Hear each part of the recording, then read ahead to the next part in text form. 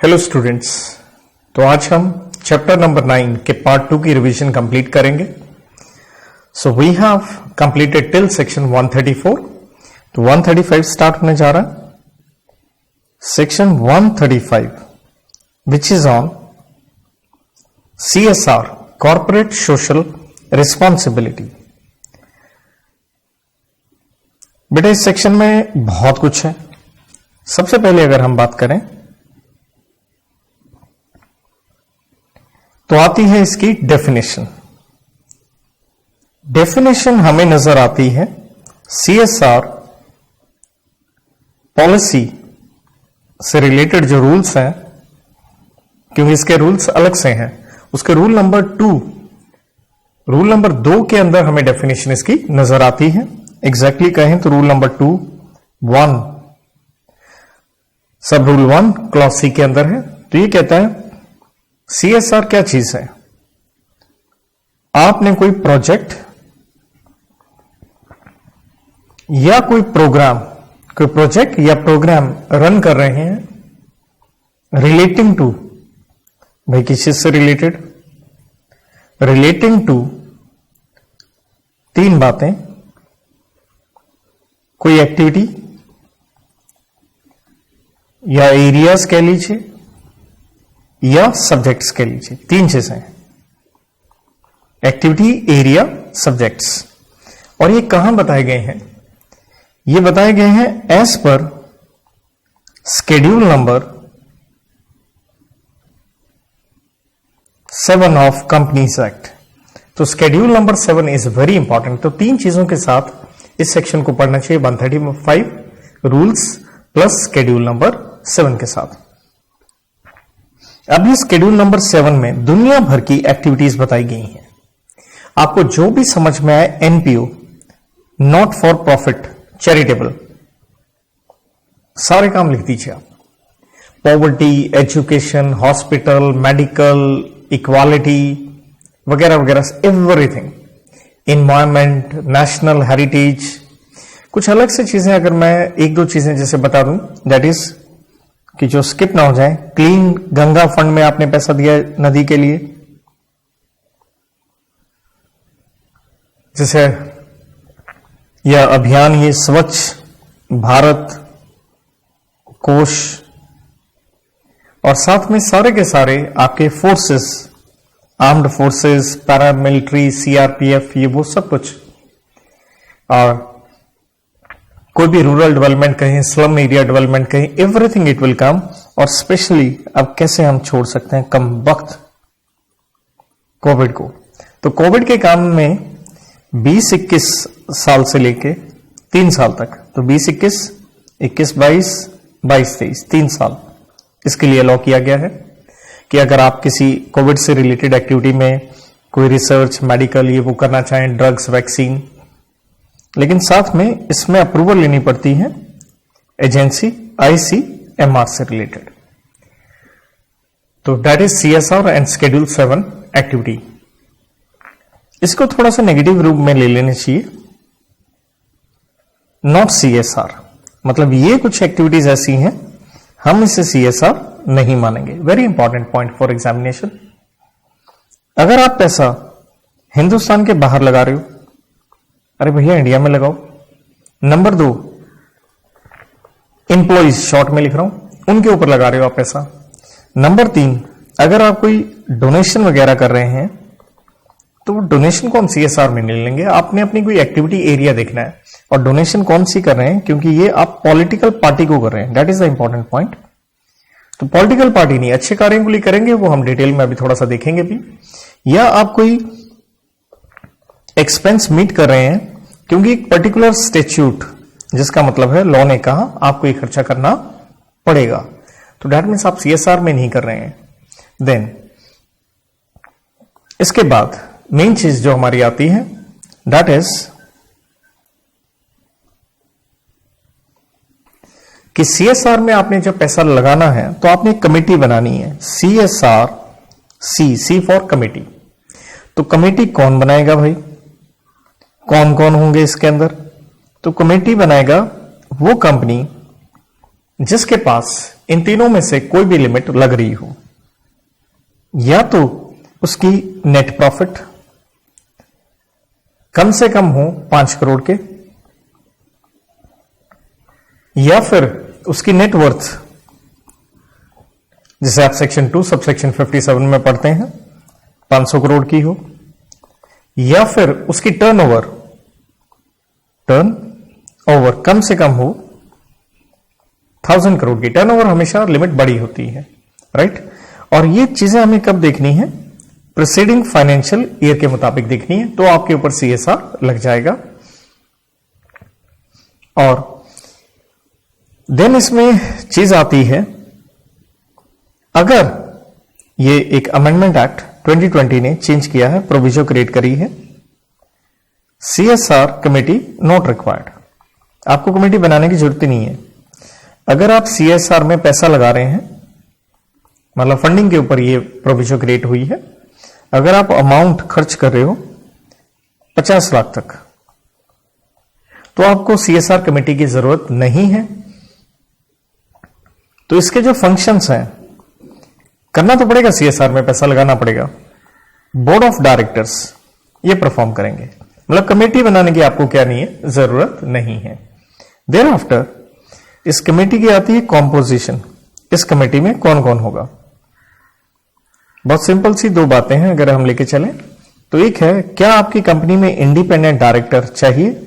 हमने कहा चाहिए, तो कहता है 3, मिनिमम 3 डायरेक्टर होने चाहिए, उनमें से 1 क्या होगा? इंडिपेंडेंट डायरेक्टर होगा। अगर इंडिपेंडेंट डायरेक्टर हमें चाहिए ही नहीं, तो भैया बात ही खत्म, 2 डायरेक्टर से काम चल जाएगा, मिनिमम 2 डायरेक्टर। तो प्राइवेट कंपनी में तो 2 ही हो गए, राइट, क्योंकि वहां इंडिपेंडेंट डायरेक्टर का कॉन्सेप्ट ही नहीं लगता।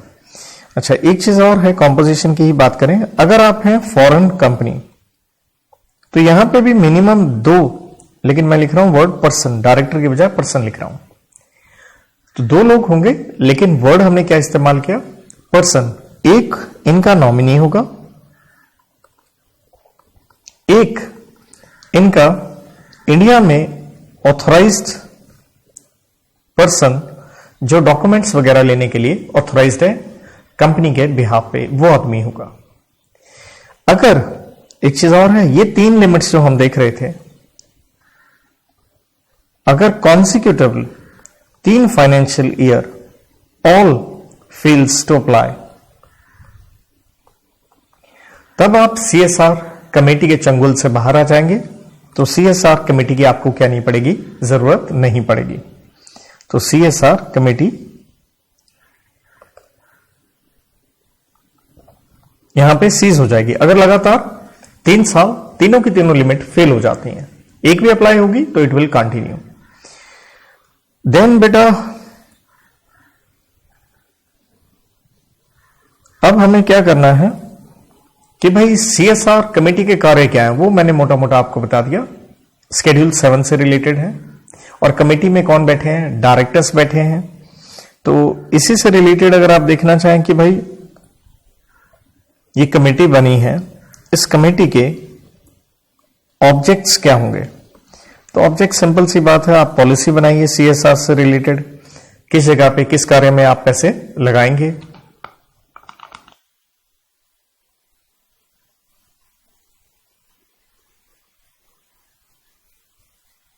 इसको बनाओ आप, इसको मॉनिटर करो आप, एक ट्रांसपेरेंट मैकेनिज्म हो। देन इससे रिलेटेड आपको बोर्ड रिपोर्ट में जो सेक्शन 134 में बनी, उसमें आपको इसका क्या देना है? डिस्क्लोजर देना है, कितना अमाउंट है, किस एक्टिविटी में आप पैसा लगा रहे हैं, क्या कारण है कि आप पैसा नहीं खर्च पाए, वगैरह वगैरह। कहने का मतलब है एक प्रॉपर सीएसआर आपकी तरफ से क्या बनेगी? रिपोर्टिंग बनेगी। अब मेन पॉइंट आता है हमारा, हमने पैसा कितना खर्च करना है सीएसआर के ऊपर।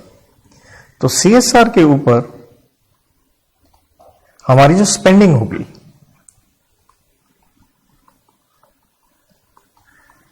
तो आपने ये पैसा लगाना है जी। अपने प्रॉफिट्स का कम से कम 2% of average net profit. Average है तो कितने सालों की लेंगे? पिछले 3 साल की, 3 प्रीसीडिंग फाइनेंशियल ईयर्स का आप एवरेज लेंगे। और यहां अमेंडमेंट एक्ट 2020 ने एक अमेंडमेंट करी अच्छी, और वो ये है कि अगर आप सरप्लस स्पेंडिंग कर देते हैं, ज्यादा पैसा लगा देते हैं 2% से ज्यादा, तो आपको सेट ऑफ बेनिफिट मिल जाएगा कि आप आने वाले सालों में उस सरप्लस को क्या कर सकते हैं? एडजस्ट कर सकते हैं। अब मेन चीज है नेट प्रॉफिट है। नेट प्रॉफिट आपने निकालना कैसे है? नेट प्रॉफिट के लिए आप निकालेंगे एज पर सेक्शन 198 के हिसाब से आप निकालेंगे। और नेट प्रॉफिट में ध्यान रहे नॉट टू इंक्लूड, आपने इसे नहीं लेना है भाई। किसे नहीं लेना है? एक जो डिविडेंड आपको एक कंपनी से मिला और पेयर कंपनी के ऊपर, उसी कंपनी के ऊपर 135 सेक्शन खुद के ऊपर लग रहा है। नंबर 2, आपकी ओवरसीज ब्रांच का प्रॉफिट आपने कंसीडर नहीं करना है। देन चीज आती है ये स्पेंडिंग जो आपने करनी है, हाउ, किस तरह से आप ये पैसा खर्च करेंगे। तो देखिए, आप ये पैसा खर्च कर सकते हैं इटसेल्फ, खुद ब खुद खर्च कर लीजिए, या आप आगे किसी इंस्टीट्यूशन को दे सकते हैं। और खुद खर्च अगर आप करेंगे, उसमें एक चीज का ध्यान रखना है, आपका एक स्टाफ आपने क्रिएट किया है, तो स्टाफ के ऊपर 5% तक जो CSR का बजट है वो खर्च कर सकते हैं, और उसे CSR का ही एक्सपेंडिचर मान लिया जाएगा। या आप किसी रजिस्टर्ड कोई और सोसाइटी कहें, सेक्शन 8 कंपनी कहें, एटसेट्रा, ट्रस्ट, उनके थ्रू अपना पैसा खर्च कर सकते हैं। स्पेंडिंग में हमें यह भी देखना है आपका एरिया, आप कहां स्पेंड करेंगे। तो एरिया में आपने ध्यान रखना है कि लोकल एरिया जहां पे कंपनी है, आप वहां पे पैसा खर्च कीजिए। नहीं कर पाए तो कुछ विशेष रीजंस हो तो अलग बात है, वरना आपने वहीं पे पैसा खर्च करना है। स्पेंडिंग से रिलेटेड कुछ इश्यूज आते हैं कि अगर हमने स्टाफ रखा है तो उसको सैलरी जो दे रहे हैं, क्या वो CSR का पार्ट होगा? बिल्कुल वो CSR का पार्ट होगा। एंड अगर कोई आपकी फॉरेन होल्डिंग है, वो पैसा आपको भेज रही है, तो वो आपका स्पेंडिंग नहीं है अंटिल वो आपको पैसा दे और आप फर्दर क्या करें, उस पैसे को खर्च करें। देन लास्ट पॉइंट में मैं इसमें कहूंगा, अमेंडमेंट एक्ट की वजह से ये इंपॉर्टेंट हो गया,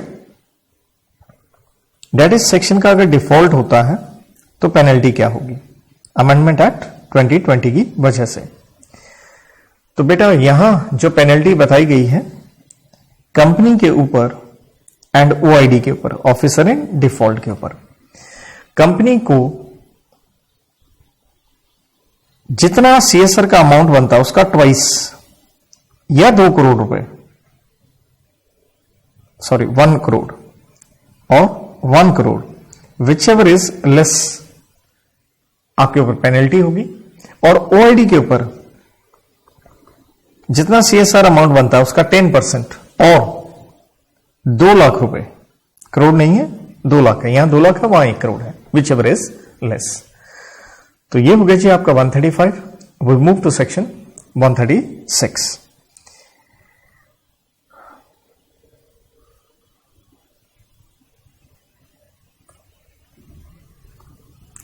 सेक्शन 136 डील करता है 129 में फाइनेंशियल स्टेटमेंट्स बनी थी जो आपकी सर्कुलेशन भेजिए आप भाई किसे, और फाइनेंशियल स्टेटमेंट। तो मैंने वहां बताया था FS के साथ कंसोलिडेटेड भी है, बोर्ड रिपोर्ट भी है, ऑडिट रिपोर्ट भी है।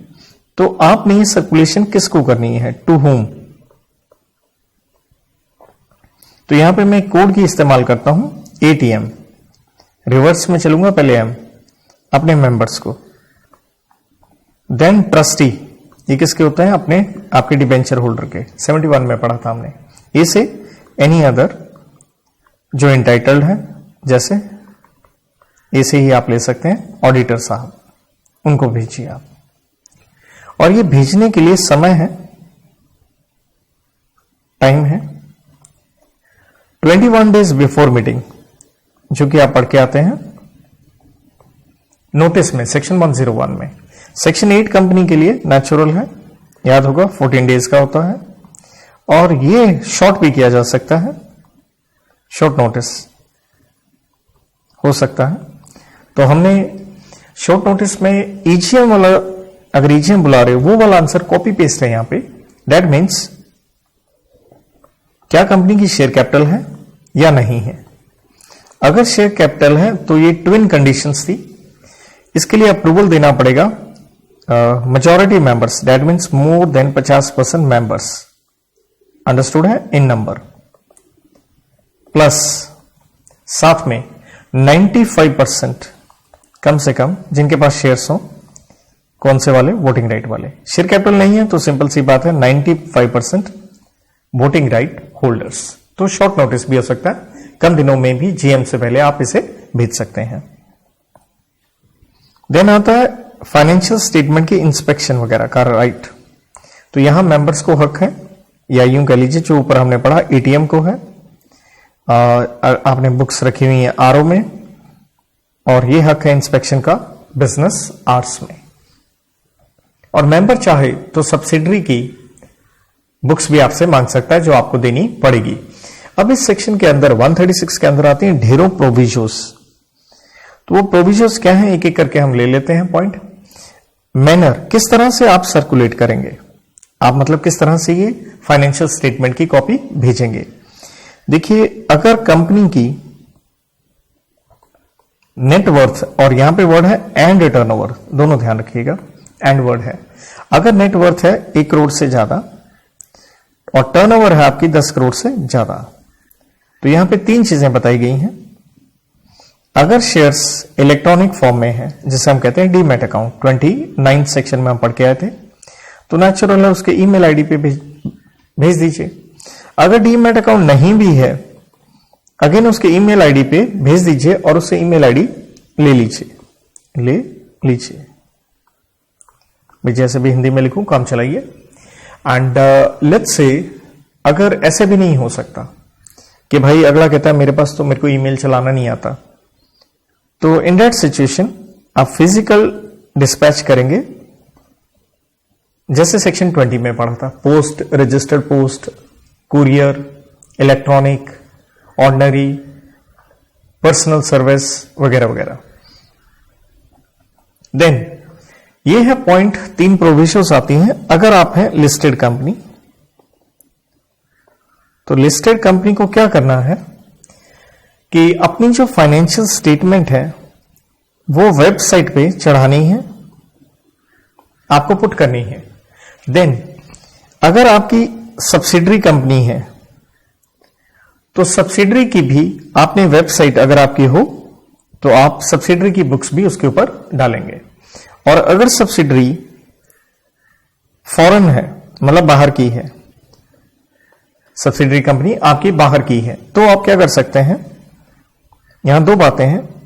कंसोलिडेटेड एफएस मतलब कंबाइंड बुक्स बनेंगी, तो आप कंसोलिडेटेड एफएस कहां डाल दीजिए, अपनी वेबसाइट पे डाल दीजिए। और अगर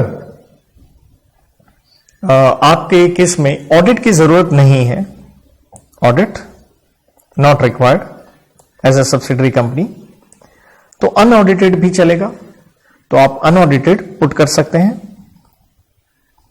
में साथ में यहां ध्यान रखना होता है, अगर लैंग्वेज वो इंग्लिश नहीं हो तो इंग्लिश में आप ट्रांसलेशन करके वो डाल दीजिए ताकि लोग उसे आराम से पढ़ सकें। तो now we move to section number 137, one of the very important section.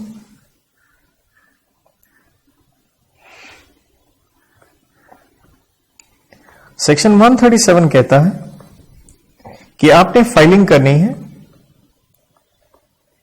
Financial statement natural है विद आरओसी। अच्छा, एक बड़ी चीज आप ध्यान लेके चलिए, हमने प्राइवेट कंपनीज की बहुत जगह एग्जाम्पशन पढ़ते हैं, वो तभी मिलती है उन्हें अगर उनका इस सेक्शन का डिफॉल्ट ना हो एंड 92 एनुअल रिटर्न का भी डिफॉल्ट अगर ना हो तो ये आपने आरओसी के पास फाइल करनी है। पॉइंट यहां पे आता है कब फाइल करनी है, और इसमें है दो बातें। क्या एजीएम आपने करी या नहीं करी। अगर आपने एजीएम करी तो उसमें फर्दर दो बातें आ जाती हैं। क्या फाइनेंशियल स्टेटमेंट एजीएम में आपने अडॉप्ट करी या नहीं करी। तो अगर आपने अडॉप्ट कर ली है, बड़ी अच्छी बात है, तो उसके 30 दिन के अंदर अंदर एजीएम के आप आरओसी के पास इसे क्या कर दें, फाइल कर दें। नेचुरल है, फीस या एडिशनल फीस जो लगेगी वो आपको देनी है। और अगर फाइनेंशियल स्टेटमेंट्स आपकी अडॉप्ट नहीं भी हुई हैं, ध्यान दीजिए नहीं भी अडॉप्ट हुई हैं, तो भी आपने 30 दिन ऑफ एजीएम फीस के साथ, इसे हम कह देंगे प्रोविजनल फाइलिंग हो गई एक तरह से। और आफ्टरवर्ड्स जब अडॉप्ट हो जाएंगी इन urgent AGM,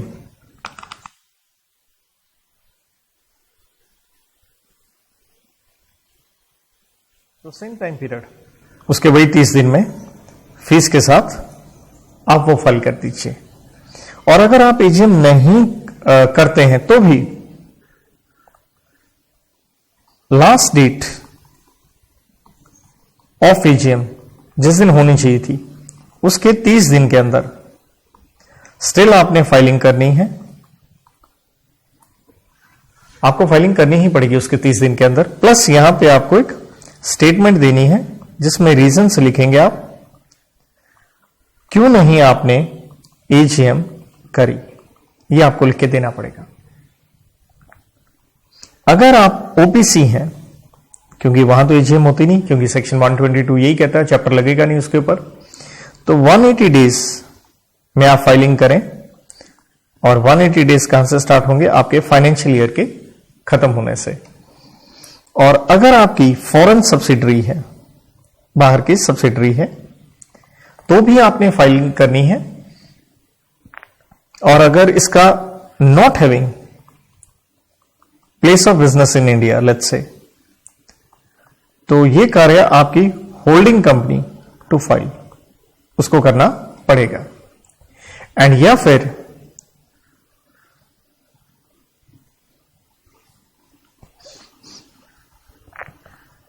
if not audited तब भी कोई टेंशन नहीं है, क्योंकि रिक्वायर्ड नहीं है लेट्स से, तो आप अनऑडिटेड फाइल कर दीजिए। और वो इंग्लिश में ट्रांसलेशन सेम जो 136 में प्रोविजन थी। यहां पे अगेन पेनल्टी जो है वो अमेंड हुई है, तो अमेंडमेंट एक्ट 2020 ने इसको चेंज किया है, तो इसलिए इंपॉर्टेंट। वैसे भी सेक्शन में पेनल्टी इंपॉर्टेंट है और इस वजह से और भी इंपॉर्टेंट हो जाती है। तो जो पेनल्टी है ये कंपनी पे है और अफसरों की एक लंबी चौड़ी यहां पे लिस्ट है। तो एक तरफ तो आ गई जी कंपनी एंड दूसरी तरफ आ गया सीएफओ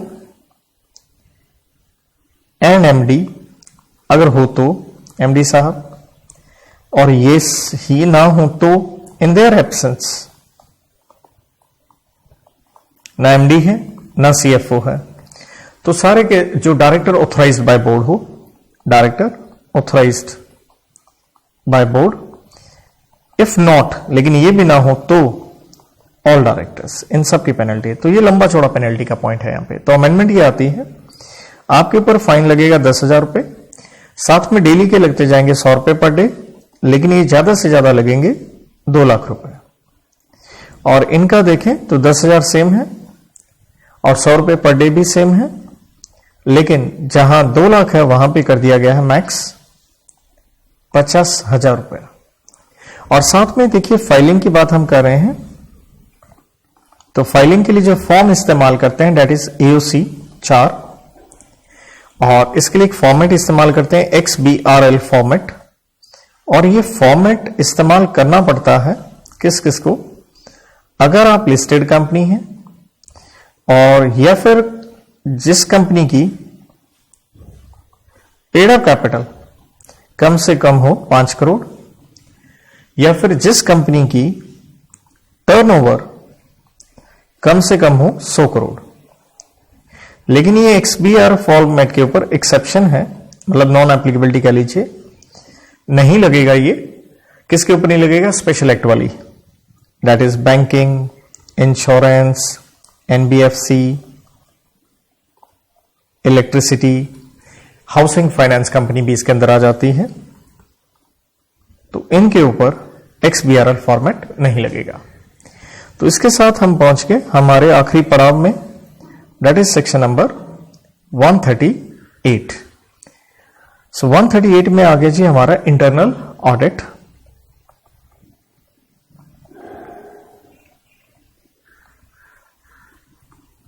इंटरनल ऑडिट करवाना है तो दो चीजें हैं, किससे करवाना है और कौन सी कंपनी को करवाना है, बस दो ही बातें हैं।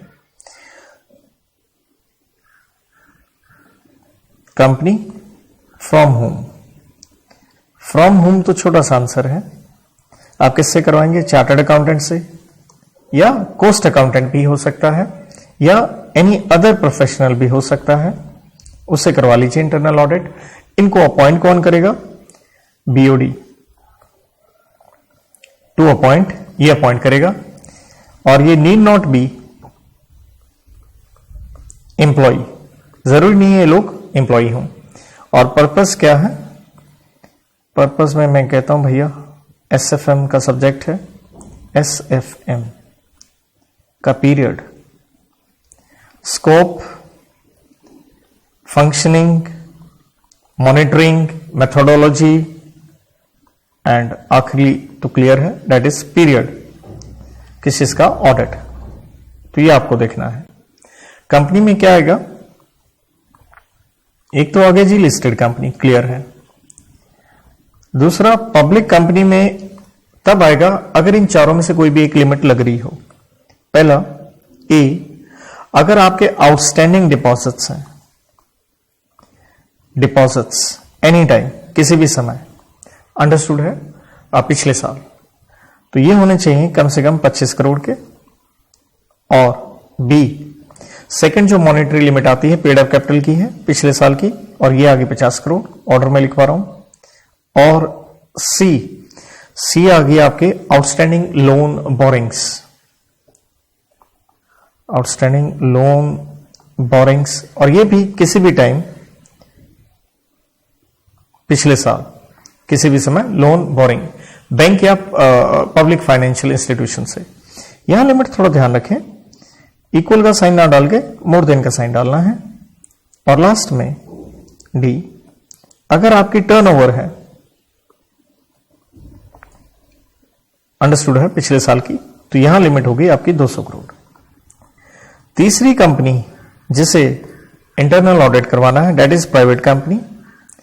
और प्राइवेट कंपनी में कब करवाना है? बस ये ऊपर वाली दो लिमिट्स, F 100 करोड़ वाली एंड 200 करोड़ वाली अगर लग रही हो तो इसके साथ हमारे इस चैप्टर की मैंने हैंड रिटन रिवीजन मुश्किल से 2 पेज भी नहीं भरे टोटल में, और आज तो एक ही पेज में लगभग कह लीजिए मैंने आपको लिख के दिया, ये लगभग पूरा आपको 90% के करीब मैं कह सकता हूं कि मैंने चीजें लिखी हैं जो भी सारी इंपॉर्टेंट है। So on this note I wind up. Thank you, have a good time.